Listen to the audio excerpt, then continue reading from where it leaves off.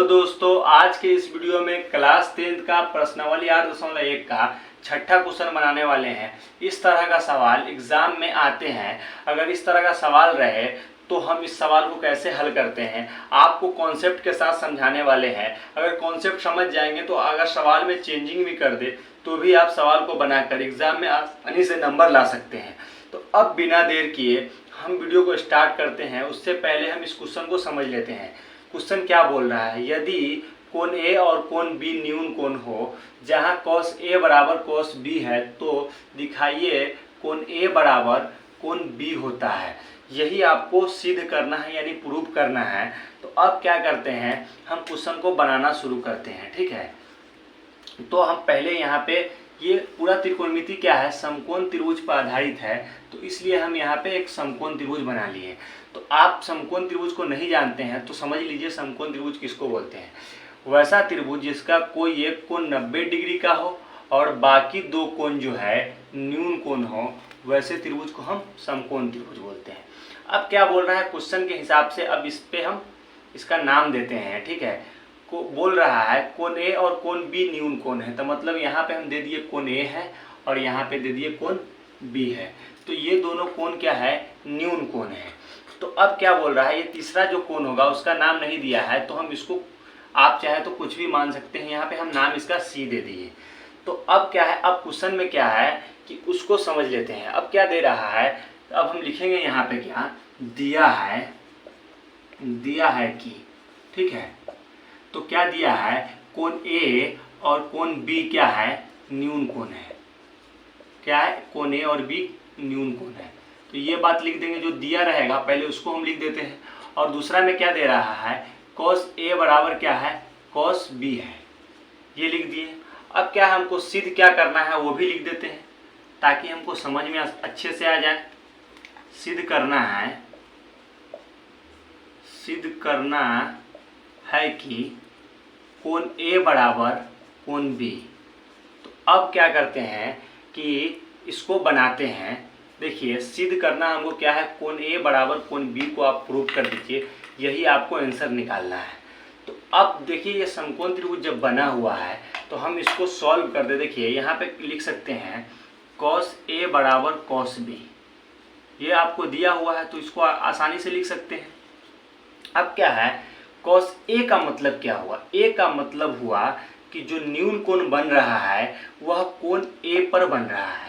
जो न्यून कोण बन रहा है कोण ए पर बन रहा है। cos बी का मतलब क्या हुआ कि जो न्यून कोण बन रहा है कोण बी पर बन रहा है। मतलब cos के आगे थीटा रहे, ए रहे, बी रहे, सी रहे, कुछ भी रहे, वह क्या चीज को दर्शाता है, वह कोण को दर्शाता है कि वह कोण से मान निकालना है। ठीक है, थीटा cos के आगे, साइन के आगे, tan के आगे कुछ भी कोई भी टर्म लगा रहता है तो वो सिर्फ और सिर्फ कोण को दर्शाता है। मतलब कोण को बताता है किस कोण से आपको मान निकालना है।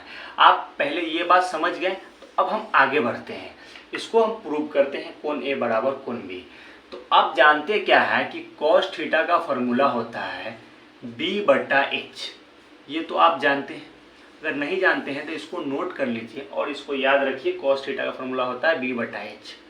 अगर बेसिक क्लास को भी जानना चाहते हैं तो डिस्क्रिप्शन में लिंक है, उसकी मदद से समझ सकते हैं cos थीटा का फॉर्मूला या बेसिक क्लास।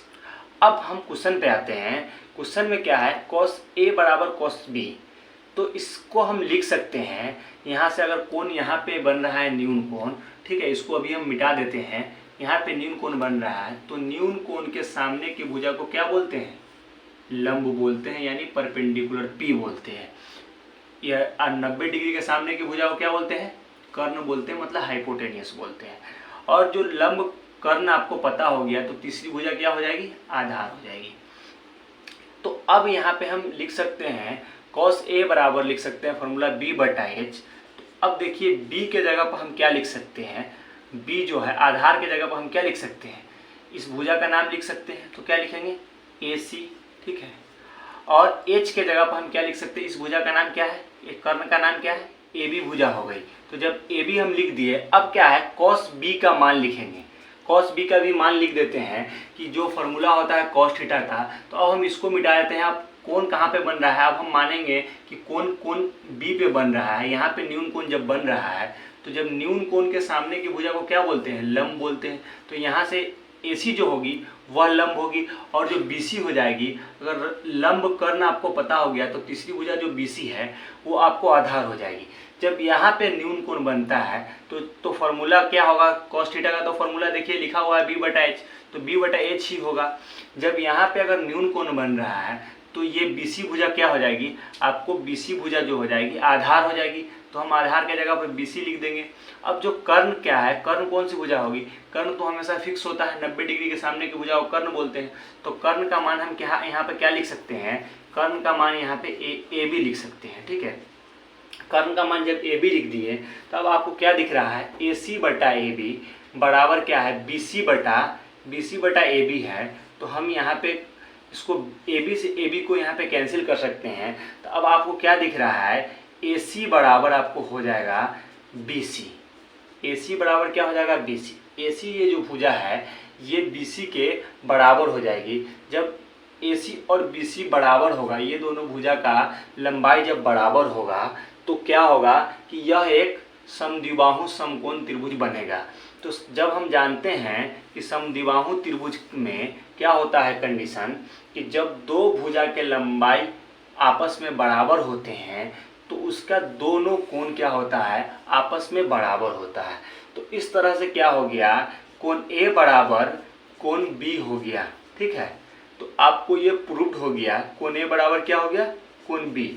तो क्यों ये ऐसा क्यों हुआ, क्योंकि तो आपको समझ में आ गया है क्यों ये कोण A कोण B के बराबर हुआ।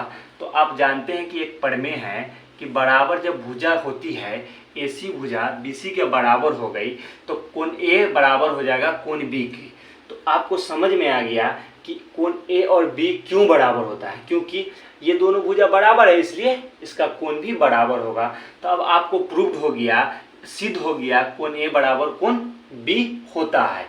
तो आप एग्जाम में यही आंसर लिखिएगा तो आसानी से एग्जामिनर जो होगा आपको नंबर दे देंगे और आपका नंबर इंक्रीज करेगा। और मैथ्स में अगर कोई भी प्रॉब्लम हो तो आप कमेंट के माध्यम से पूछ सकते हैं। और इक्वल नॉलेज चैनल को सब्सक्राइब जरूर करें और इस वीडियो को अपने दोस्तों के साथ शेयर करें। अगर बेसिक क्लास का अगर त्रिकोणमिति सीखना चाहते हैं, त्रिकोणमिति को समझना चाहते हैं तो आपको डिस्क्रिप्शन में लिंक है।